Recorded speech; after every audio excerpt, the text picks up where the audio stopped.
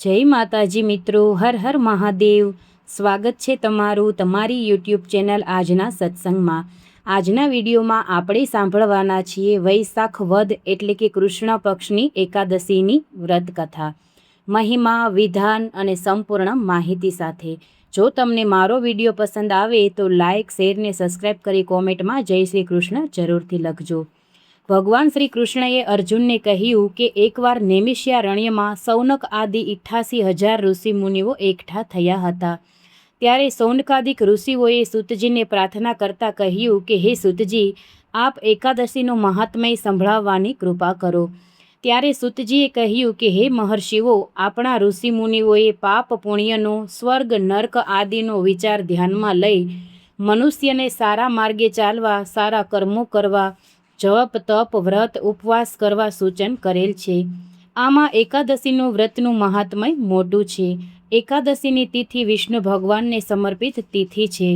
એકાદશી એટલે કે 11। દર માસમાં 2 11 આવે છે, એક સુદમાં શુક્લ પક્ષમાં અને બીજી વદમાં એટલે કે કૃષ્ણ પક્ષમાં।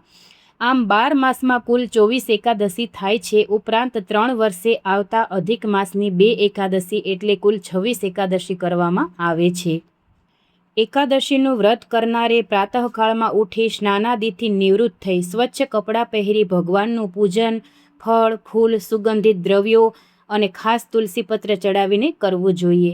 એકાદશીમાં ઉપવાસ જરૂરી છે। બને ત્યાં સુધી ઉપવાસમાં ફળાહાર કરવો, જુદી જુદી ફરાળી વાનગીઓ બનાવીને લેવી નહીં। જો તમે ઉપવાસ ન કરી શકો તો તમે એક ટાઈમ ભોજન પણ લઈ શકો છો। ભોજનમાં તમારે ખાસ ધ્યાન રાખવાનું છે કે કઠોળ કે ચોખા લેવાના નથી અને લસણ અને ડુંગળીનો ત્યાગ કરવાનો છે। સાત્વિક ભોજન તમે લઈ શકો છો। હવે આપણે સાંભળીએ વૈશાખ માસની કૃષ્ણ વદ પક્ષની અપરા એકાદશીની વ્રતકથા। શ્રી યુધિષ્ઠિર બોલ્યા, હે ભગવાન, વૈશાખ માસના કૃષ્ણ પક્ષની એકાદશીનું નામ શું છે તે કૃપા કરીને કહો। ત્યારે શ્રી કૃષ્ણ ભગવાન બોલ્યા કે હે રાજન, વૈશાખ માસના કૃષ્ણ પક્ષની એકાદશીનું નામ છે અપરા, કારણ કે તે અપાર ધન દેનારી છે। તે પુણ્યને આપનારી અને પાપને નષ્ટ કરનારી છે। જે મનુષ્ય આ એકાદશીનું વ્રત કરે છે તેની આ લોકમાં પ્રસિદ્ધિ થાય છે। અપરા એકાદશીના વ્રતના પ્રભાવથી બ્રહ્મ હત્યા, ભૂત યોનિ, બીજાની નિંદા આદિના પાપ નષ્ટ થાય છે। આ વ્રતથી પર સ્ત્રીની સાથે ભોગ કરનારનો પાપ નષ્ટ થાય છે। ખોટી સાક્ષી, અસત્ય ભાષણ, ખોટું વેદનું વાચન, ખોટું શાસ્ત્ર બનાવવું, ખોટા જ્યોતિષી, ખોટા વૈદ આદિ બધાના પાપ અપરા એકાદશીના વ્રતથી નષ્ટ થઈ જાય છે। જો ક્ષત્રિય યુદ્ધ ક્ષેત્રમાંથી ભાગી જાય તો તેઓ નરકમાં જાય છે, પરંતુ અપરા એકાદશીના વ્રતથી તેમને સ્વર્ગની પ્રાપ્તિ થાય છે। જે શિષ્ય ગુરુથી વિદ્યા ગ્રહણ કરે છે પરંતુ પછી તેમની નિંદા કરે છે તે અવશ્ય નરકમાં જાય છે। તે પણ અપરા એકાદશીનું વ્રત કરે તો સ્વર્ગને પ્રાપ્ત કરે છે। જે ફળ 3 પુષ્કરોમાં સ્નાન કરવાથી અથવા કાર્તક માસમાં સ્નાન કરવાથી અથવા તો ગંગાજીના તટ પર પિંડદાન કરવાથી મળે છે તે ફળ અપરા એકાદશીનું વ્રત કરવાથી મળે છે। સિંહ રાશિવાળાએ બૃહસ્પતિના દિવસે ગોમતીમાં સ્નાન કરવાથી, કુંભમાં શ્રી કેદારનાથજીના દર્શન કરવાથી તથા બદ્રિકાશ્રમમાં સ્નાન કરવાથી જે ફળ મળે છે તે ફળ અપરા એકાદશીના વ્રતના બરાબર જ છે।